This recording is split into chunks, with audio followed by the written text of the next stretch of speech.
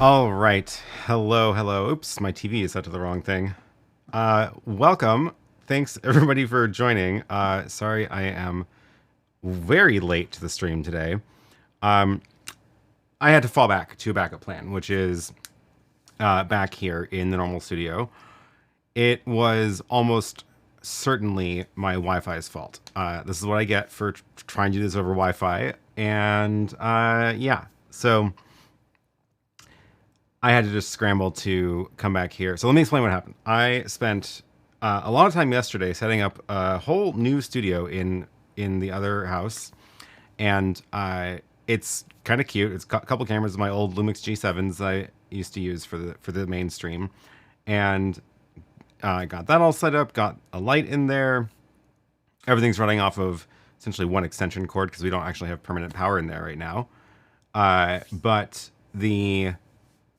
then I got the RØDECaster set up, got everything run. It is super cold this week. It is well, for Portland standards, it's below freezing last night, and below freezing last night. So it was like 40 degrees in there this morning. So I ran the construction heaters into the room and cranked them up as high as they go, got the temperature up to a reasonable level that I could actually stand, and then try to finish setting up. And got everything working, except after a couple minutes of going live, you all saw the buffering, and I guess it was just the Wi-Fi. I saw a mention from Gwen. If I'm running the RØDECaster beta. I am running the RØDECaster beta. I don't think it was the RØDECaster's fault. I'm pretty sure it was just my Wi-Fi. It's weird because 2 weeks ago or so, when we were at it was over the holidays at Lily's parents' house. I brought that to run her stream, and we streamed over their Wi-Fi, and it was fine. So something about that space. It's a new access point. It's kind of a temporary run also because I don't have the actual wires run yet. So I will have to troubleshoot that Wi-Fi, I think is the answer. Yeah, never stream over Wi-Fi. Wires are your friend. Absolutely.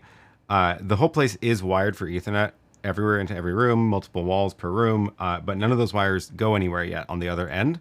So I ran a temporary wire from this building, like through the air into the closet where the wires terminate, and ran a single connection into the access point for that room, which is enough to like get my phone on there, but apparently I need to do some troubleshooting. Darren says if the fans are running, I've found that they can knock out Wi-Fi. Oh, really? That's bizarre. They weren't actually on at the moment because they're so loud that you wouldn't be able to hear me if I had them on. So, yeah. So, oh well, I'll try again next week. My goal with this is to have that space set up for a couple of weeks in a row here, and swap out the gear that I'm using for the stream. So I'll do a stream from with the RØDECaster. Then next week I'll use the YoloBox. I'll use the Director Mini and probably a couple others that I have here as well. That's my goal with it. So that's why I wanted to have that space set up. I always get nervous when I have to run streams over Wi-Fi. Sometimes I have no choice because of venue limitations. Yeah, this is like, I always try to get a hard line in somehow, somewhere, even if it's just like bring a 50-foot wire and plug into the router in the closet or something. And then apparently I also ran out of long Ethernet cables because my other backup plan was there is a, oh yeah, I actually ran two network lines into that house. One is for the into the little utility junction box for the where the door controller is going to go, and that's like right in the living room. So I just needed like a 20-foot wire, and I could have opened up that box and run into that hub. And I apparently don't have any, so I'm going to fix that. I'm going to order some so I have some spares. I guess my long wire I just used for this temporary run to the network closet, and now that was my last backup wire. I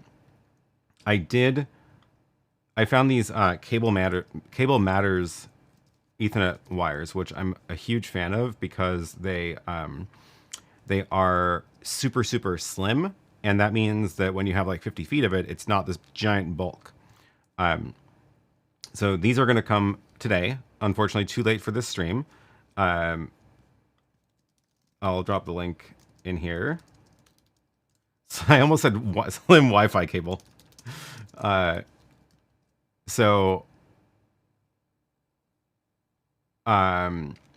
is, yeah, that's these slim ones. So I just ordered a 50-foot and a 35-foot. And if I ever put them somewhere permanent-ish, I'm going to have to order another as a backup. Perhaps a VLAN issue. I've seen unified VLAN issues cause issues with streams. It could be. This is what I mean. I need to debug this because I don't know why the Wi-Fi was a problem. It shouldn't have been a problem. I have plenty of the access points right there, line of sight to the living room. Yeah.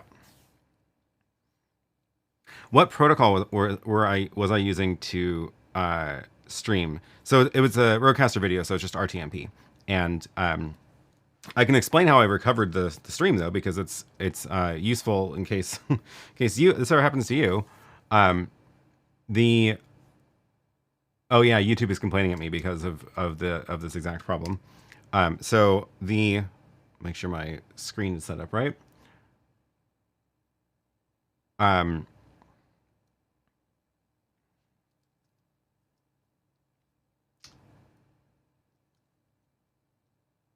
With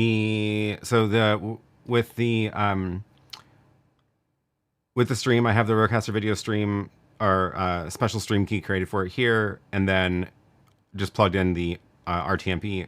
Actually, I think I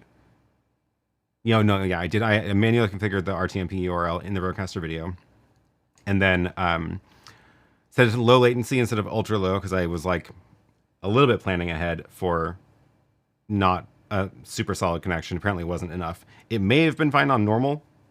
Don't know. Anyway, so I'd set it to low. The trick is once you have an event and you go live, then you can't change your streaming settings in YouTube. So you can't change which stream key is running the active event, and you can't change your stream latency, which makes sense because I don't even know what would happen. So now that this show is live from the RØDECaster video and it was buffering, if I wanted to keep you all in this event and not have to like recreate a new YouTube event and send everybody over there, which actually isn't that bad anymore because you can redirect live streams now. I wanted to keep this same event, so I had to start streaming from a second encoder to the backup URL. So I rushed back over here, plugged in this stream key into the ATEM that does my stream, switched back to YouTube RTMP, stream to the backup URL, and then YouTube is getting 2 streams. One of them is buffering. So you saw it auto cut over. YouTube detected that there wasn't enough video coming from the primary, and you saw it fail over automatically. I didn't actually do that at that point. So at the point that you saw the CloudPod screen, that was another slight mistake, which was actually, I think I can show you this, because I can show you the teleprompter with my PTZ camera. So this is my teleprompter that I'm looking at right now, and you can see this is the ATEM that is doing the stream, which is what I normally am looking at in this teleprompter. I can see that it's on air. I can see the audio levels, and I only ever have it on camera 1 normally, because that's just the program output of the big ATEM in the rack. The CloudPod screen that you saw was camera 2, which is it's just this debugging screen, which I'm using for the tape project of the squares, the rectangles on the top are the one is the VHS VCR, one is the 8mm VCR, and the CloudPod is because it shows me activity, because the hyperdecks are recording to the CloudPod. So I just like to have that up on the TV behind me while I'm doing the tape archiving. And I think I had also like experimented with streaming from this to like a not unlisted YouTube anymore, because that got me a copyright strike from when broadcast TV started playing on one of the tapes, but just to like a private stream. And I didn't realize that this ATEM was still on camera 2 when I started streaming to the backup URL. So you all saw it auto switch over to that, at which point I manually switched it back to camera 1. So then, just to be safe, I did, although I don't think this is strictly necessary, because the way YouTube's failover works between the backup URL and the primary is YouTube will make a decision about when to switch to the backup URL or to the main URL, based on if it detects that there's no signal, not enough signal coming from the other one. But it will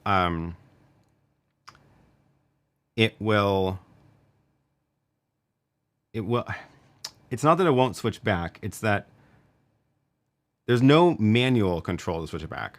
But so if this is why I say it's not really wasn't necessary, but if this stream had dropped out, it probably would have switched back to the RØDECaster stream. This one is not going to drop out because it's wired, unless something really bad happens. But that means the power's gone out, which means everything's down anyway. But I did, just to be safe, run back over and stop the RØDECaster streaming. So now this is only coming from, YouTube's only getting one stream, which is at the backup URL, and this is fine. So that is, the YouTube backup URL situation is confusing, and I really wish they would work on adding more tools to this, because it's like, it's a pretty complicated system, and all you see out of it is just like this little stream health thing, which is not helpful. It often gives you wrong messages. It often doesn't tell you when things are going wrong. Right now it says the comparison of the streams failed because one has an invalid configuration. I don't even know what that means. What do you mean invalid? Like, this stream is working. The RØDECaster stream was working when I had good connection. So, I don't know what invalid configuration means, and it's not like it doesn't have any other info. So what I want to see like which of the two URLs is getting the stream right now. Maybe give me a button to flip back and forth between the primary and secondary manually. A couple of these things would be really nice. So,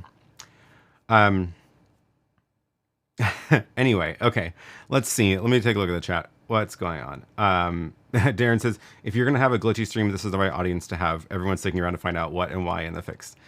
Sadly, I don't have a very good fix for the problem today, because the real fix would have been go grab an Ethernet cable, which I apparently don't have. I swear there's got to be one around here somewhere. I just don't understand why I don't have one long enough to do that run.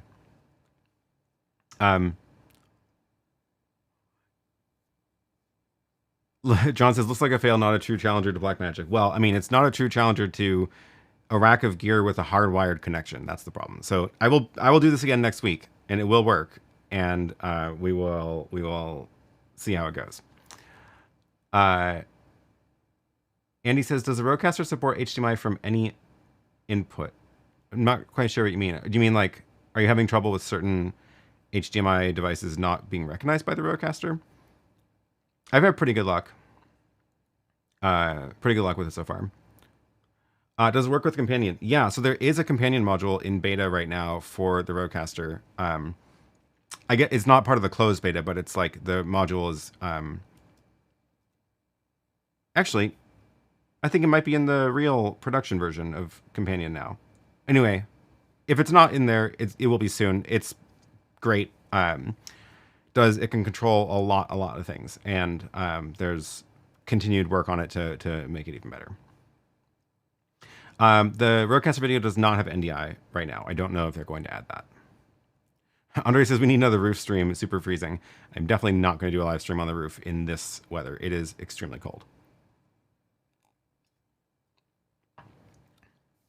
What are you doing? Says if you run out of stuff to talk about, never. Would you mind explaining what data the CloudPod debugging screen is showing? Sure, yeah. What's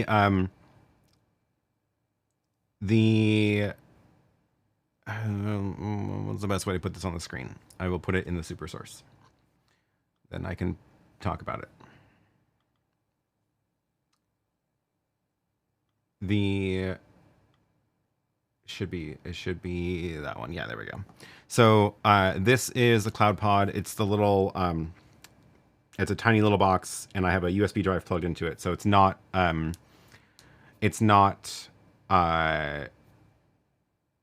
RAID, it's not redundant, it's not like multiple disks. This is the most inexpensive one where you just plug in a single USB drive, and then the CloudPod makes it available on the network as a network drive.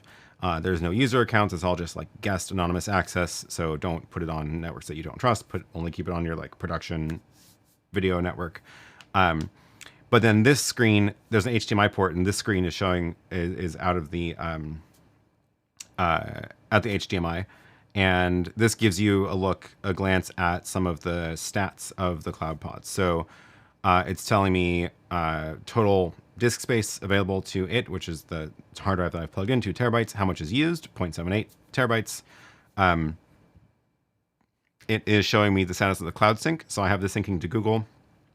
That's going to die soon. They dropped support for it for some reason. I don't remember exactly why. I think it had to do with Google. And then it also shows me how many devices are connected to it and what their connection status is. So you can see I've got 5 HyperDecks and my Studio Mac are connected to it right now. And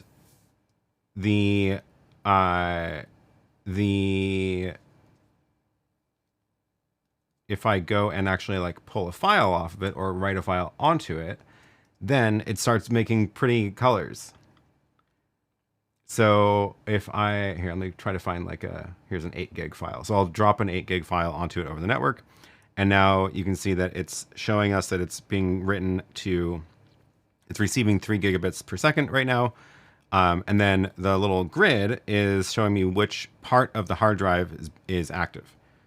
So, so it's showing like, which cells are being written to and which parts of the drive are full. And then now it's done writing. You can see the activity stopped. And if I delete the file, then we'll see a chunk of these little cells free up again, which is pretty cool. So that's the CloudPod. It's fun.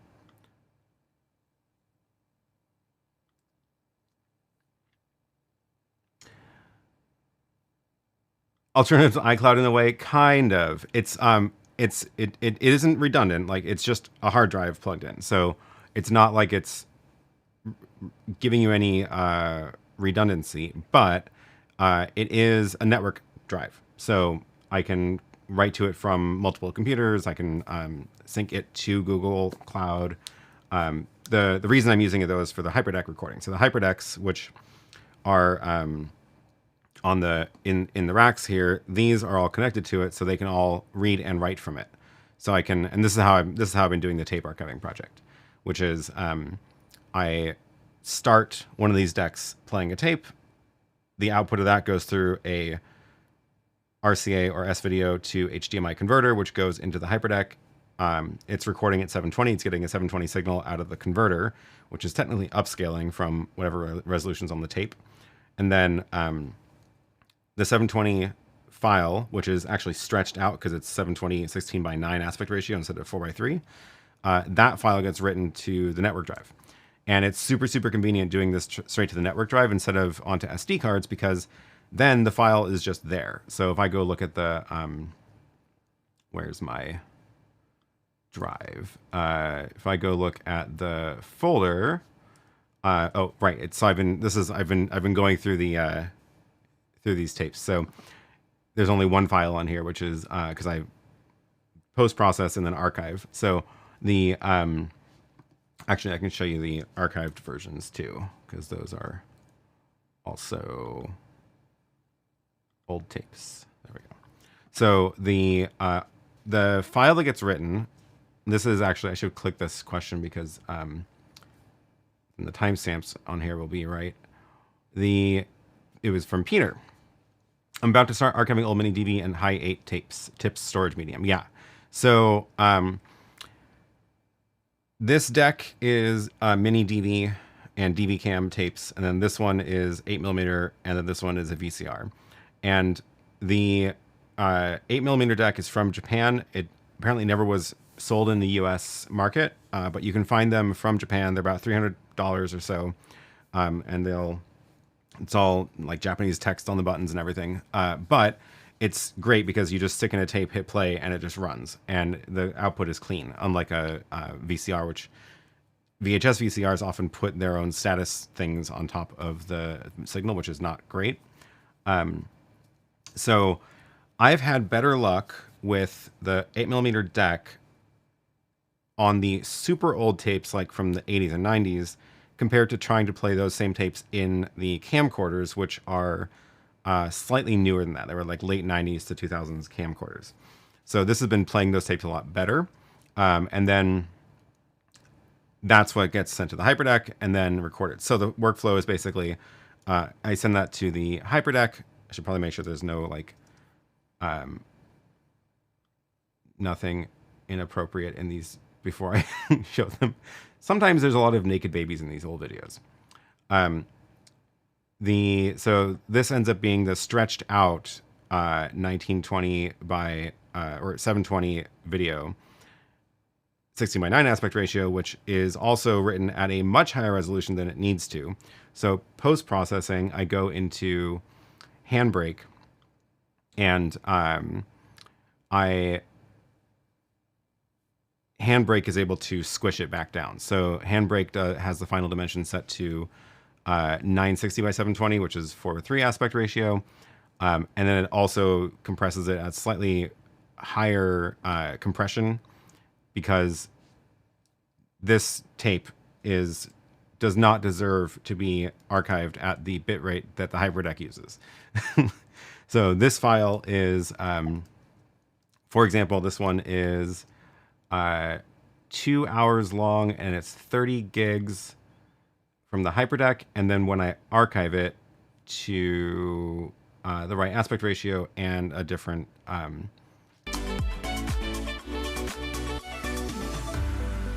what?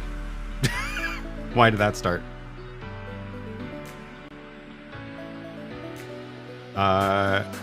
There's a ghost in the machine. Weird.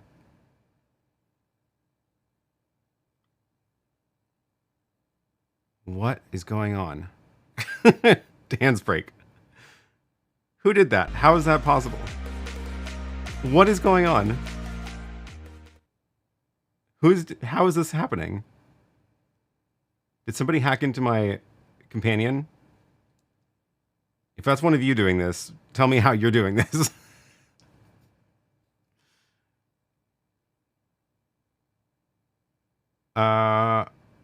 It could be my laptop that's in the other room. What the? 15 minutes? What is going on? Is it a companion trigger I forgot about? I don't think so.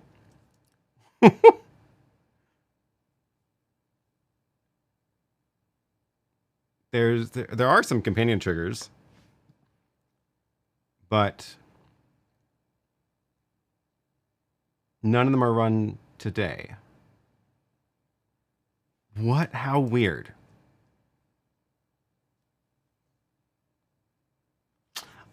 Anyway. Oh my god. What is going on?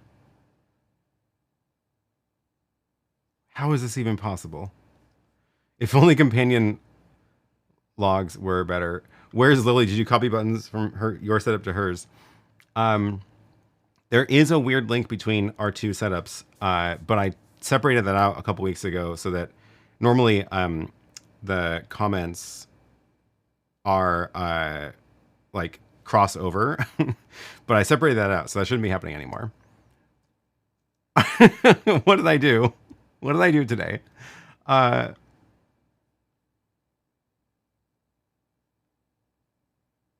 Okay, where?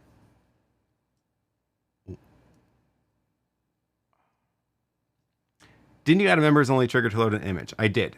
But the way that works, it's not like I gave members access to Companion. I made a single button on a web page that's just HTML, and it can only do one thing. So it can't do... I bet it's one of the cats pushing buttons on Lily's Companion. It could be. Matt says, I wish it was me because it's kind of funny, but I'm innocent this time. Oh my god. Check the Surfaces tab. Oh yeah, that's a good call. Let's see. What's in the Surfaces?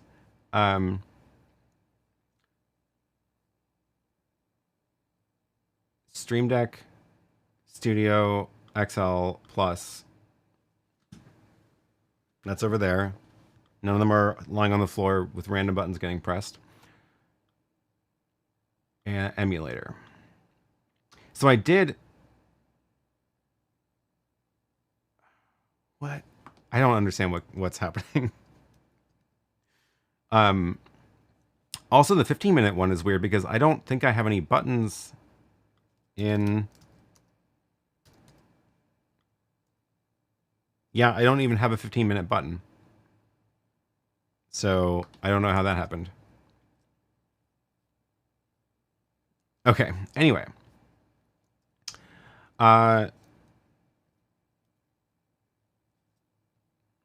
If it keeps happening again, I'm going to be concerned. I'm already a little bit concerned.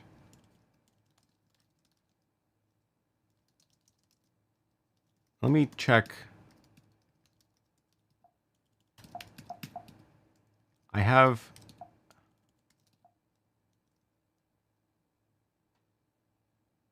We're just going to keep an eye on the access logs for the web servers. Are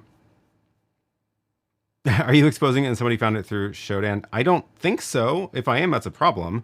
No, I would never open up my companion instance just with port forwarding on the router. That doesn't make any sense. That's why I have a VPN. So something triggering the HyperDeck Next button. No, that's all coming from the web page that does my graphics, so it's not even the HyperDeck. Okay, anyway, back to business. What is the model number of the High 8 deck? Does it do digital 8? No, it does not do digital 8. It is only analog 8mm, which is actually what I wanted because the digital 8 camcorder that I have does not play the old analog tapes very well. So I wanted to find something that was more appropriate to that era. Let me see if I can find the... I like this one a lot. I might be able to find an eBay link to it. It is Sony EVPR2. Is that? Yeah, there we go. I wish I knew how to make eBay affiliate links faster. Anyway, this one is more expensive than I paid, but this is, just search and you'll find some listings like this. So yeah, this is the one that I have. It has pictures also, so it's pretty easy to use even if you can't read Japanese. I've been happy with it so far.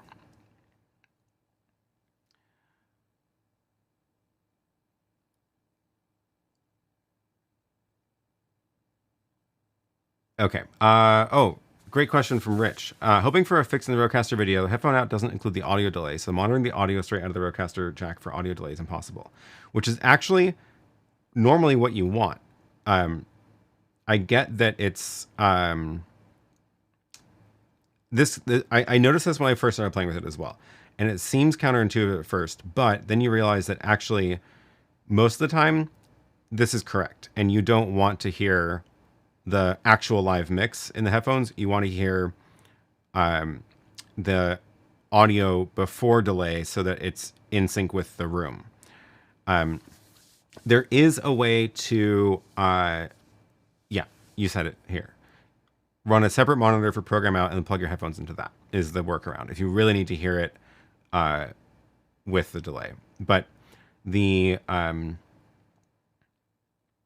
this makes more sense for people who don't really, again, like the RØDECaster tries to just make everything work by default without having to like understand the entire ins and outs of an ATEM Mini.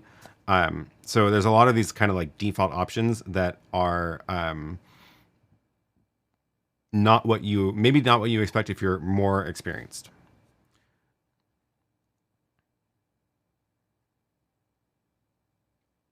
Bullhorn says, have you ever encountered, I don't know what Stucky Shed Syndrome is. I've been using a food dehydrator to semi-bake high tapes from the 90s. No, the only problems I've had is one tape is tangled up. So I need to figure out how to fix that. And one of them, I don't know what's wrong. It isn't playing right. Oh, Andy, my mistake. I meant, does it support HDMI out from any source? Remember, that was one of the things missing when it released. It's in the beta. So keep an eye out. Simple option in the settings would be great. I understand for podcasts, but not for productions. It's true. I think I asked them to add a setting for it, and the response I got was, we try to avoid adding too many settings to overwhelm people. But yes, I agree that if you're not the talent, for one, and also if you're not even in the same room as the talent, then you probably do actually want the real program audio.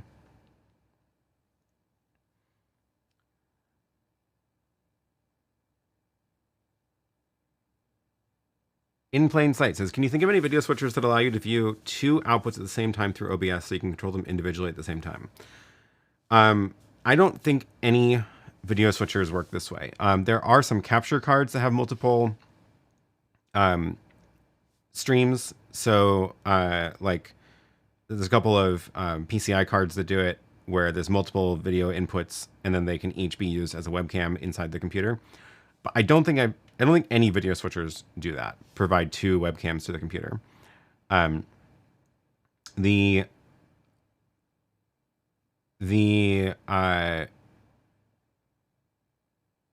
because right. So I lost my train of thought. The one like sort of weird thing you can do, it's not really like a video switcher at that point, but you can use a 4K image as 1080 images as in a grid. So but it's not really, it's just it's a workaround for a multi video capture card.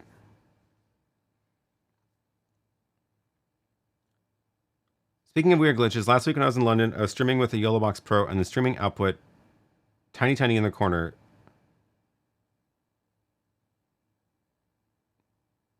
Streaming output was tiny in the corner. YoloBox was on US power, monitor UK power.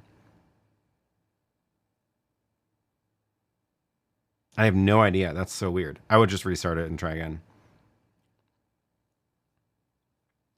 HHP Digital says, we do a lot of conversions in older tapes, especially Sony, have fungus and it destroys the tape. Oh, weird. I guess I got lucky. I haven't seen that happen yet. Any workarounds to add more than 4 mic inputs? Yeah, you can definitely add more than four. But so there's the two XLR jacks, there's the two wireless receivers. So there's your four. But um, the but the you can still bring in more audio sources. So the easiest way would be running a mic into a camera and then using that camera's audio through HDMI. So if you run, you can put like a little wireless receiver on top of your camera and get another microphone that way, but use your cameras as another way to get more audio channels into the RØDECaster.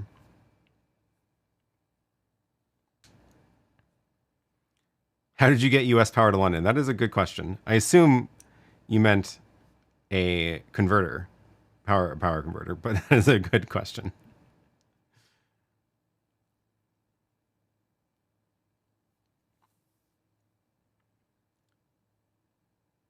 Samuel says, do you know if you can output video via USB to your computer, as in use the RØDECaster video as a switcher and out, and then audio input, and then stream from OBS? Yeah, totally. So basically, the RØDECaster video will look like a webcam, and the OBS, you would add a webcam source, and that would be the RØDECaster video program mix. So absolutely can do that. Have you noticed that with these switchers, we complain or request one feature, and the next that comes out from the other manufacturer has the feature minus one feature from the previous? I do wonder how much they all listen to each other or listen to this feedback. Mike says RØDECaster video needs copy layers. So there's a trick for copying scenes, which is if you load up the scene and then long press on another scene button, it'll just copy over there. Copying logos between scenes. Yeah, that could be useful. When I click off a source, the border should unhighlight. So where's the rest of your message?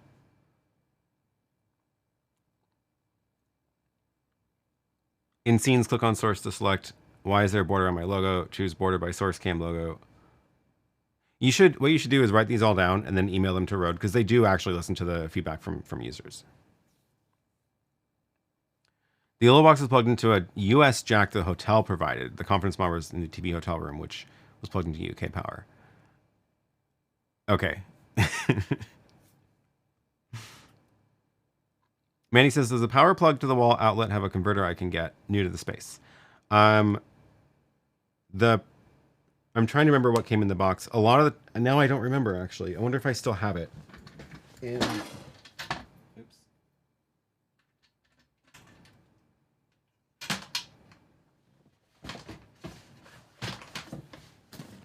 I can't remember if they included this, but a lot of times there'll be like the different country adapters in the box.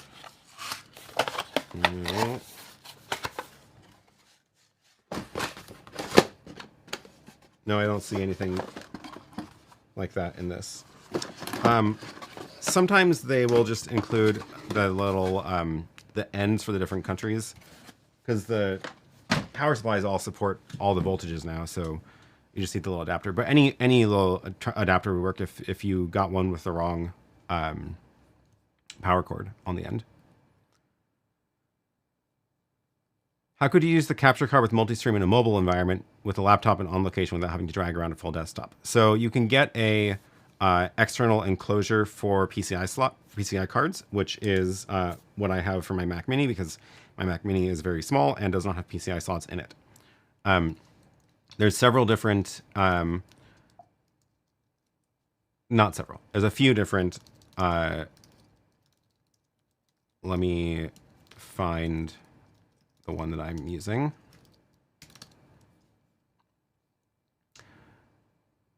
This is the one I'm using. So that is,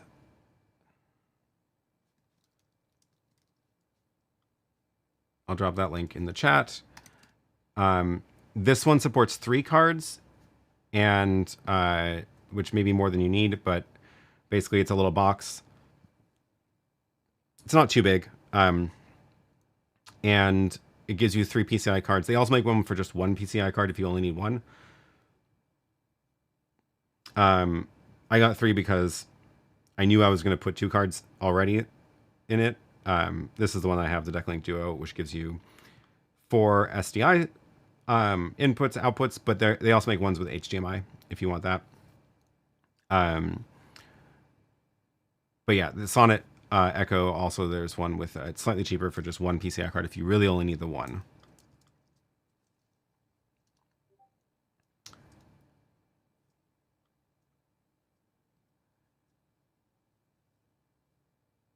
Okay, where was I? Wow, lots going on in the chat. Okay.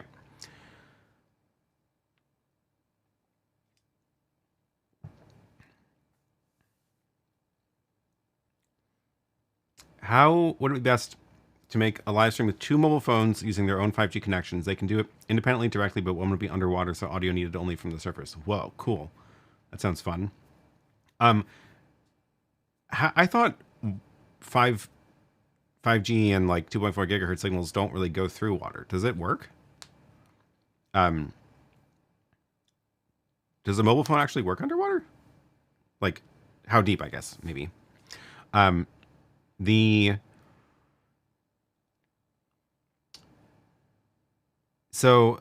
Probably what you want to look at is not doing a live stream, not using a live streaming app on the phone, but use something to get a video stream to a switcher.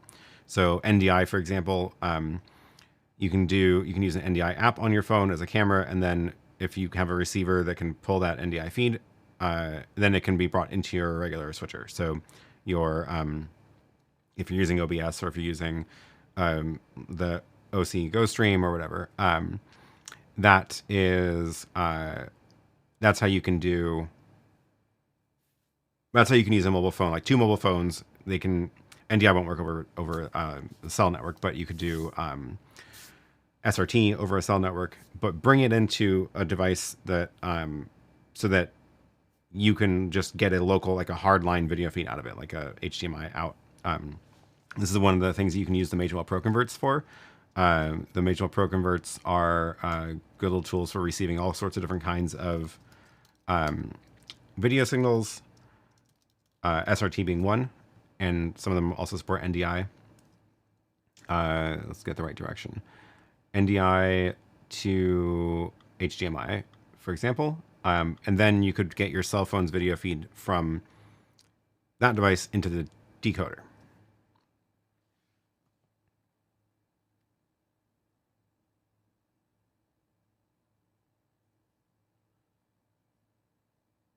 Roger Science Corner says, has the RØDECaster video gotten any better with any major updates since its release? There's already been a couple of good updates to it. Big one for me being companion support. And then there's a beta version, closed beta right now, which has a couple of really important features that I am very, very excited about. I hope it comes out soon. What's the temperature in the studio right now? It is cold. It's 58. Colder than I thought. The window behind that TV is open. So, because I leave it open all the time because otherwise it gets too hot in here, but that's cold.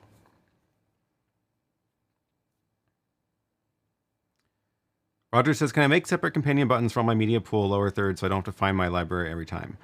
I assume you're talking about the RØDECaster video for this. I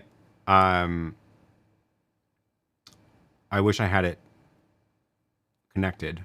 Let's see if it decides to sync up.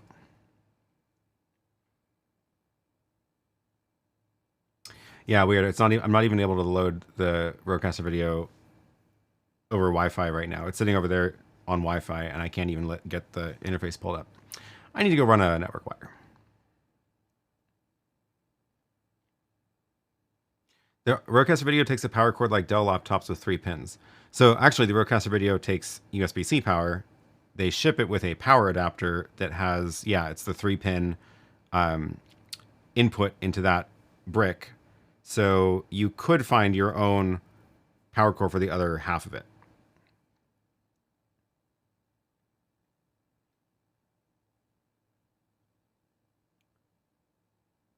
Rode does listen to their users. They responded to Curtis Judd's plea for replaceable batteries, and DJI and others didn't respond yet. I hope we see this trend. Right now, the trend seems to be get microphones tinier and tinier, which is like cool, but then it also means not only are the batteries built in, they're also smaller. So I would like to see a little bit, just go a little bit bigger, give us replaceable batteries. And then all the old, like before what was the one that kicked it off? Was it the Rode wireless Go that kind of like set that trend off, or was it DJI first? Anyway, there's like a couple of years ago, there was this trend for like, let's do tiny wireless microphones and then 2-channel mics. But before that, there were a couple of wireless mics on the scene that were pretty small. And like, I even had one that's a Sony, and it just took like a AA battery, or maybe it was AAA. And it was basically the size of only a little bit battery, larger than the battery. And it was kind of cool. But yeah.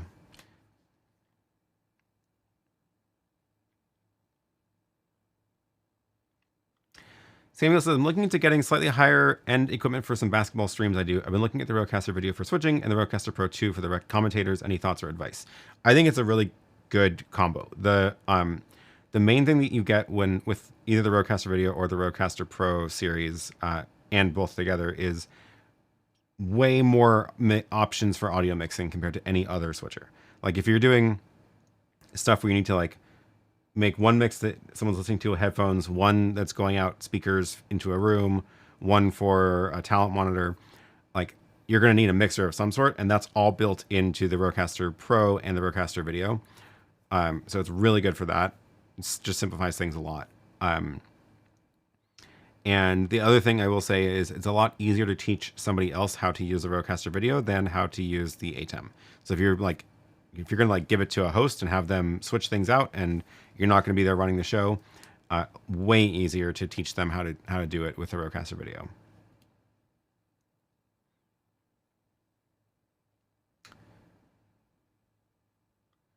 How can I sign up for the beta of the RØDECaster Video firmware? Is there a list of extra features in the beta somewhere? It is not an open beta program right now. They sent me an email with an invite to it, so I don't know how everybody else got invited to it. There's several people in it right now, but I don't know of a way to apply for it. And it is not public. The beta features are not public, so I'm not really supposed to talk about it. Are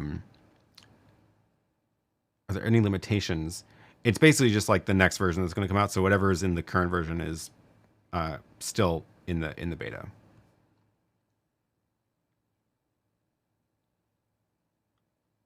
Oh, this is about the underwater. Not directly. I have special equipment for the connection.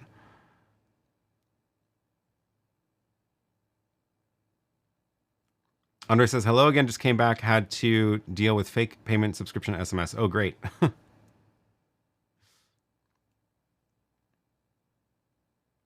The microphone should be battery sized, shaped like a 9-volt or AA and AAA, and no smaller. Yeah, and I agree. I think like if you could. Okay, now the chats are disappearing without me clicking. Something weird is going on.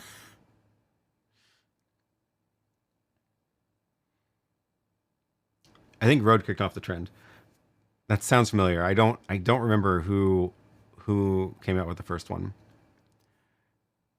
Just got my RØDECaster Video this morning. Can't wait to use it. Awesome. It's pretty exciting. I'm a fan. I do have a video with like going through the basics or setting it up for different situations. So take a look at the channel because I have several videos about it. If you want to get a head start. This is a good idea. This is on my list, making a detailed tutorial of how to use the Stream Deck with the RØDECaster Video. It is on my list, so I will definitely do it. And now that it's actually in the production version of the RØDECaster Video, not the beta, I can actually do that video now, which is nice. Adam says, if Rode releases a wireless Go or wireless Pro with easy to change battery, then I would buy 20,000. Yeah.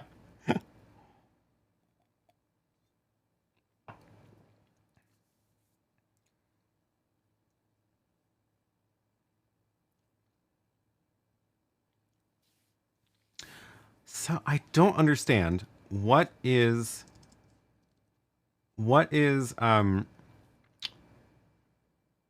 triggering.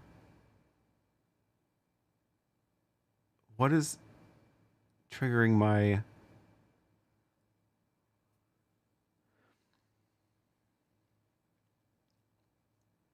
That's interesting. There is another IP address in my logs that looks odd.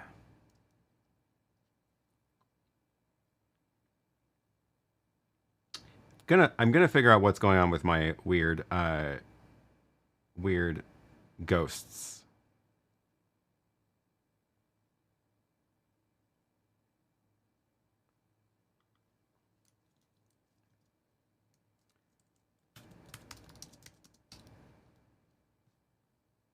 Oh, they didn't. Okay, there is a device somehow logged in to my thing from an IP that I don't know.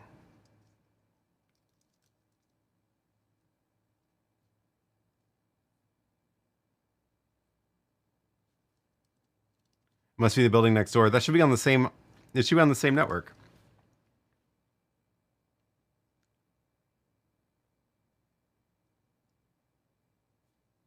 Windows 11 should be blamed for most things, but Aaron is pretty much 100% Mac. It's true. I have one Windows machine, which I only turn on once a year to do my accounting and QuickBooks for taxes.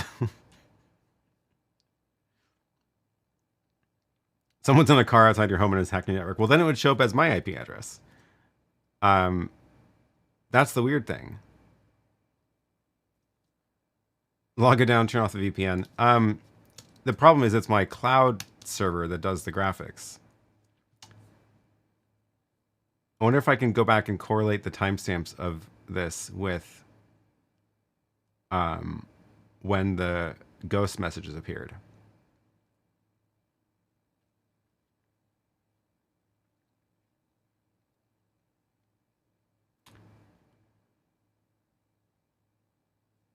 Interesting. I don't understand what's going on.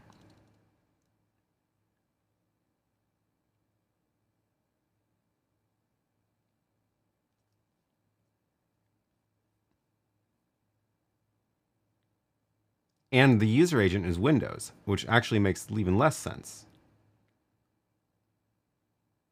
Windows NT and Apple Web. How is that a useful user agent? And Chrome and Safari. Oh, great. Okay.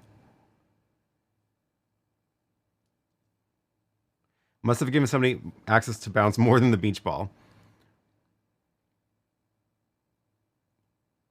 I am a little bit concerned.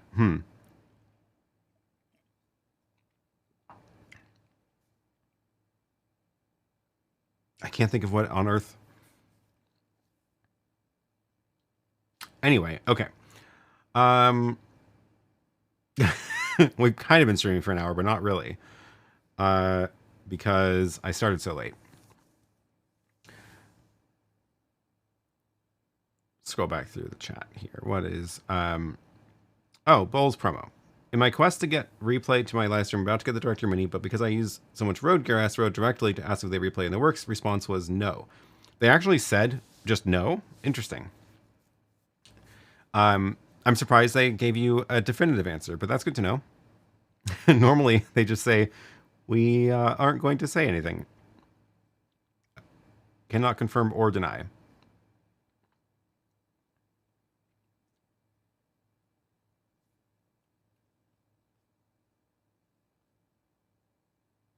Full report on the security incident needed next week. Yeah,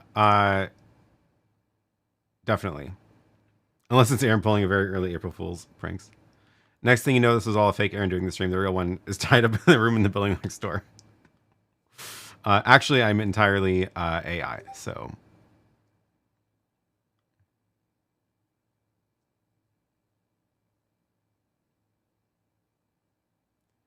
Oh. Check your email. This is a I didn't realize. Okay, we have an answer. Thank you for telling me what happened. I didn't realize that I had signups open,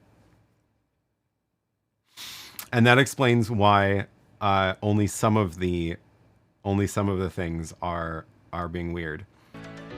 Oh, there it goes again. That is hilarious. So yeah, if you notice on my screen, there's the chat that I use. This is my own web page, and there's these buttons up here which are like for the timer, and I have this test message that shows up. Actually, don't know why that didn't. Oh, because I took it out of my the viewer side. Anyway, there's a bunch of buttons on here, and then there's the chats, and the chats are based on user accounts. So I have like a sort of account system, and this is how I ended up with letting Lily use this. And so it all started because I wanted Lily to use this as well. So I went and made an account for her, associated her account with her YouTube channel, and my account with my channel. What I forgot to do was, if there is no channel, don't even show the buttons on the top. So very, very astute viewer went to that URL, got a login page. The login page is auth0, and the login page has because it's auth0, there is a registration page. And apparently I forgot to turn this off. I should have turned this registration feature off, but anybody can go make an account now and get into my chat admin. So you won't see the chats because there's no YouTube channel associated with your brand new account, but the buttons on the top still work. So that explains why the timer started running randomly and things like that. So now everyone's pranking me. We need to talk about IT security. Yes, this is why you should only use actual tools built by actual professionals and not hack your own tools up, cloud-based tools up. I cannot believe that. It's really funny. Oh my God. Okay, everyone. Do I need to fix this right now, live, while we're live? I feel like I might. Let's do this. Let's do this right now.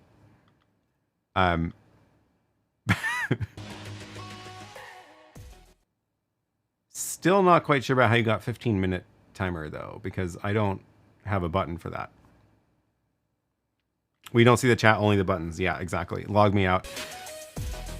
Okay, where's the 15 minutes coming from?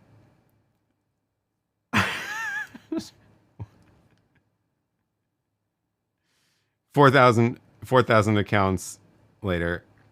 Oh man, the OAuth guy gets burned. Yeah. It's okay, you're not a specialist for authentication. This stuff can happen. Okay, well, while people are messing with my stream, I am going to fix it. Because this is just this is too funny. Okay, so somewhere in here I have a check that says, yeah, great. We're not gonna there it is. So I have a check first if you're logged in.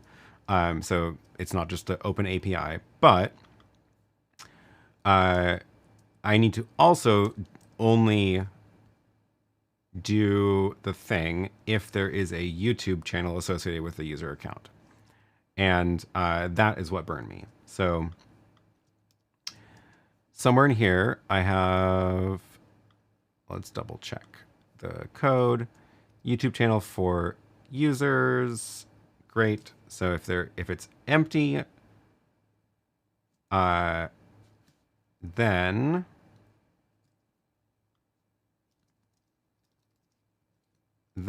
we're going to error out. And that should stop the commands from happening. And then I should probably make it so that you don't even see the buttons. And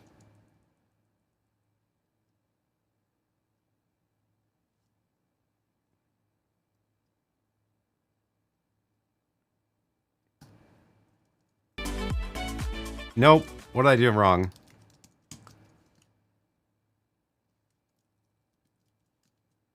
What did I do? Why is it? Okay, there's clearly another.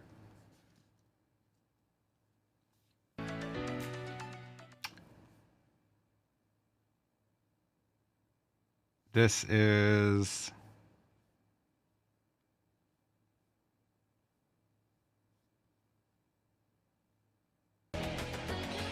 Why? What's. Oh. Yeah, I knew this was going to come back and bite me. So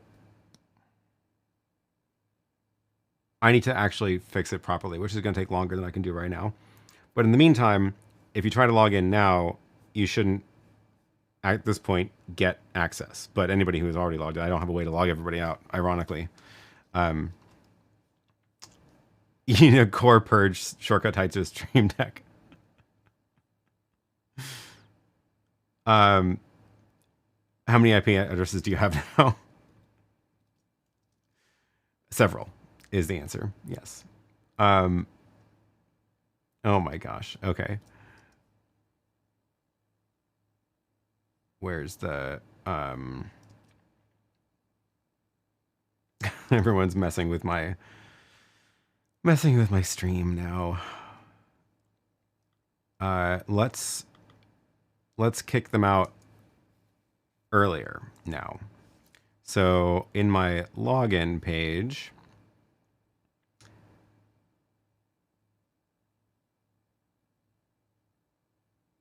there is it redirects there, and then you come back to the redirect URL, and that's where I need to kick people out for reals. So at this point, that's where I should make the error. So if there is no YouTube channel here, yeah. Cut it out.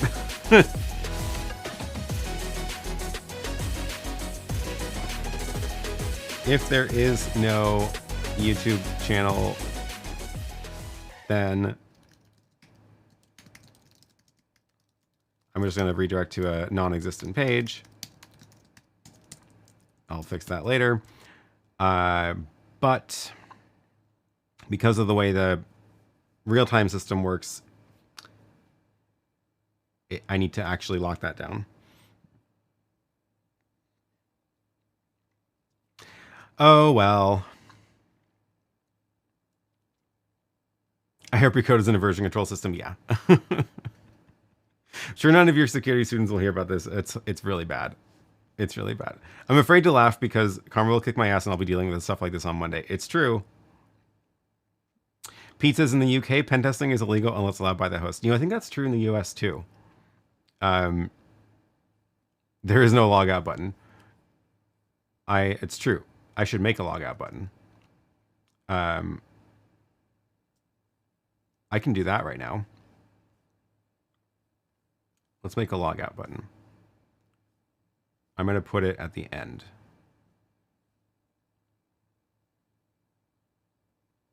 Oh, there's a 15-minute button if you're not me. That's hilarious. If you are... I forgot. I have a special list of commands if it recognizes that it's actually my channel, so that Lily sees different things and when she logs in. And that's why there's a 15-minute. Okay, we're going to make a logout button. And then you can click it.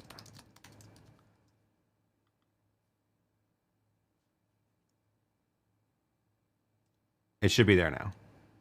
I see it. Log out. Boom. Log in.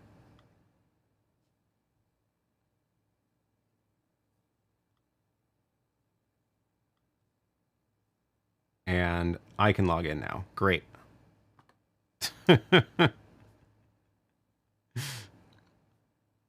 I like how you told everybody instead of locking it down. Well, now I locked it down. So if you're still there, click the log out button.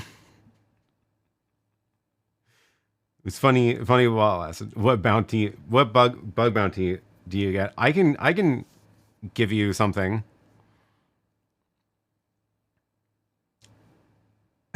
Adding an account on a webpage that offers account creation is surely not illegal anywhere. Irshad should get a free pro hacker membership to the channel. There we go. I like it. You'll get a special membership tier. I actually don't think I can even give actual YouTube channel memberships, but I can give you Discord access, which is the main perk of membership. If you still have stuff to give away, Irshad should get a prize. The only thing left to give away are these vMix mouse pads. So if you want one, I will send one to you. They're cute. Everything else that I had on the list from last week has been claimed and shipped, and it should all have arrived by now.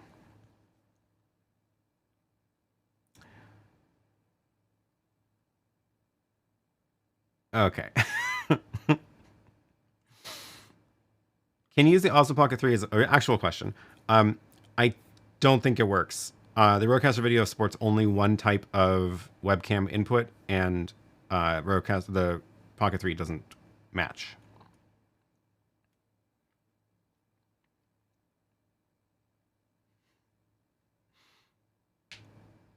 Well, it sucks that this happened. It's really excellent to know what caused the issue. I feel better knowing what actually what the cause was. Sven, this is true. It's not original to make an account now. You got shown how to get there. You're not a hacker. You can stop first person to find it is cool. Everybody else isn't. It's true. It's true.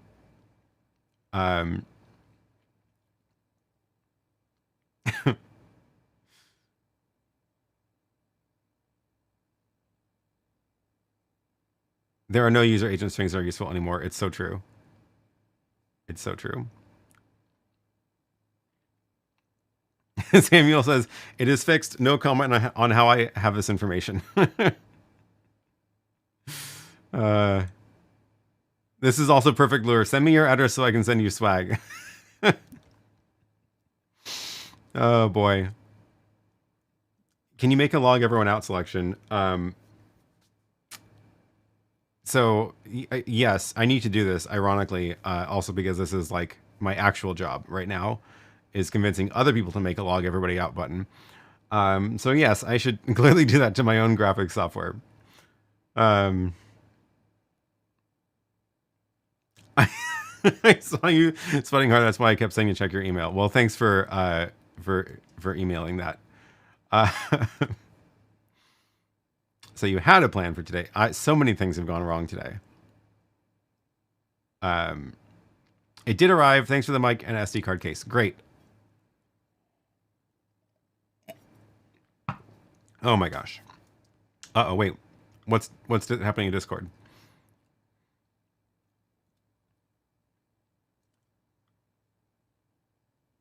Okay, no, nothing. Okay, good. Phew.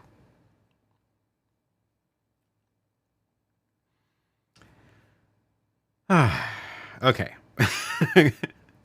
Good thing Aaron's the master. If that happened to me, I would panic. Yeah. And this is why you need to have a short-lived token instead of long sessions. Yes, exactly. And the ability to revoke short-lived tokens, even. Yeah. Even with the glitchy stream, your community can make it worth your while. This episode needs to be a highlight for the channel. Well, it's certainly an adventure. Okay, next week I will get the stream working with a RØDECaster video in the other house.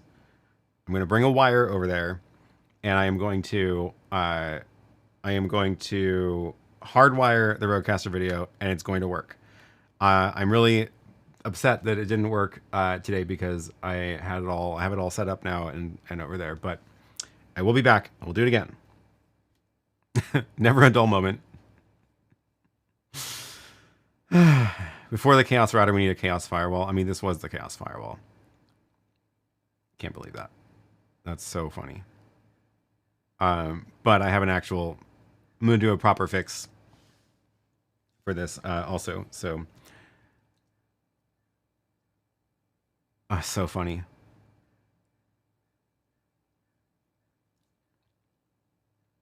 FYI, Curtis Judd is under the weather, so no Curtis Judd audio live stream today. Oh, bummer. It's bummer that he's not feeling good. Okay. This has been chaos. I think... Oh, Mike says, I tried the OBSBot Tiny 2 with a USB-C to HDMI adapter into the RØDECaster video. Works well, remote, and all, just no Stream Deck. Right, because you lose the it's not a webcam connection to the RØDECaster anymore. Okay. And the wireless mic powered off because it got disconnected. I didn't realize that it times out. I guess that makes sense. If it loses its connection, it'll auto shut off. We've all been there. You recovered well. Well, thanks. I feel this so much. Make This Has Been Chaos merch. Oh yeah, that's a good idea. I do need more merch ideas. 80 minutes. Maybe that's enough for today. We got started a little bit late, but yeah. Okay. That was fun. Reminder, like and subscribe. Thanks, Eric. I'll run my little animated one too. So, do subscribe because next week I will get this working. We will do a proper stream with the RØDECaster video, and then we're going to do this with every week. We're going to do this again. We're going to do. Okay, someone's still in there. Who was that? Who was that? I need to go actually fix that for reals. So that's my project for the afternoon, is to finish fixing. At least nobody can log in now. Monetize your troubles away. Yes. Can we pen test the chat app next week? Yes. That's my promise, is that it's open for pen testing next week. So I have to do some actual work on hardening that a bit and make a log everybody out button, apparently. Cheekbones are sore from smiling.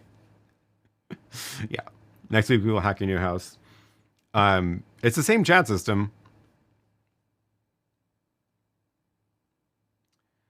Serious question. Ran into my ISP not allowing port forwarding, but would not fess up to blocking. Even going so far as sending a new panoramic modem, but never opening a port. Weird. Well, the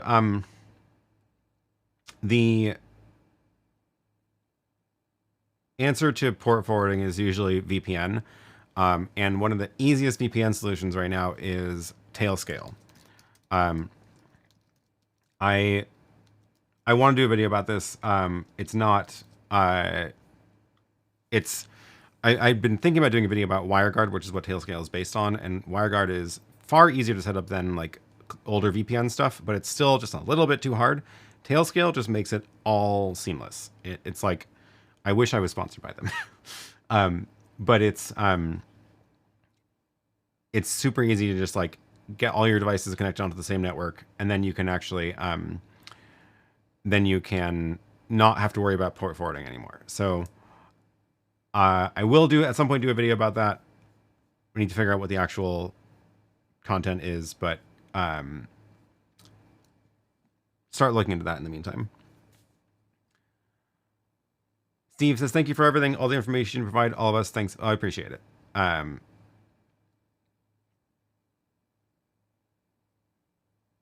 personally think this has been a great stream in spite of, or maybe because of the issues. Irshad says, is it a browser source that you use as an overlay? Yeah, so the web page that is doing the rendering the chats and the map is a web page, and the web page it's loaded up into OBS. It subscribes to my server for listening for messages, and then the admin interface sends commands to my server, which that get pushed down to the web interface. So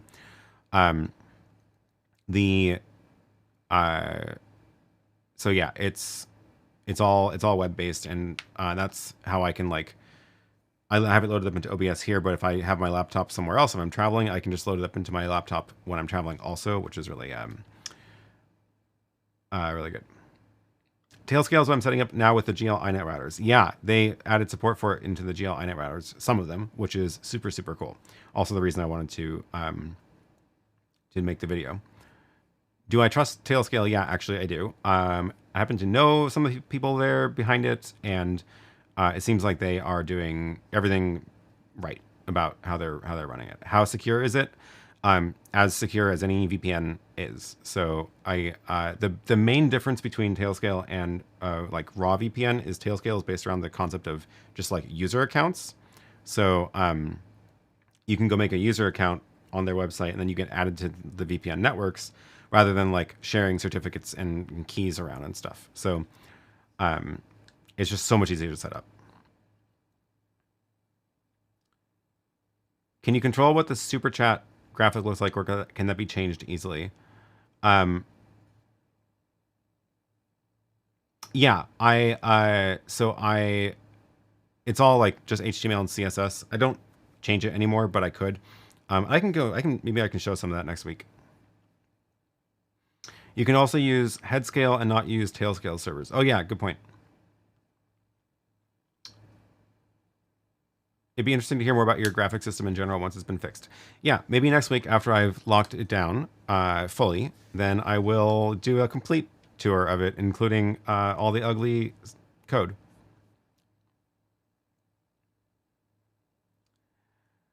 Technobuzz, thank you for the super chat. Get yourself something to help calm you down. I will. I will, thanks. Oh my gosh. What an adventure today. Dylan says I use Tailscale for accessing my server at home when on holidays. Great use case for sure. Okay, let's roll the end credits. Good idea. Let's do it. Okay, thanks everybody. Thanks for the adventure today. What a mess. Thanks to the extreme supporters of the channel, Larry, Kevin, and Marcin. If you are a channel member on YouTube, make sure you follow the link in the member section to join the Discord, where we can continue to chat and yeah.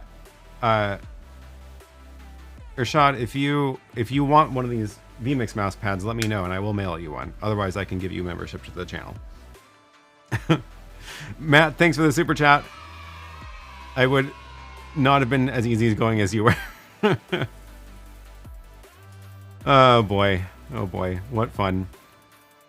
Okay, yeah, thanks everybody. This was I have to go do some homework now. I'm gonna go get a warm drink and curl up with my laptop and fix my chat.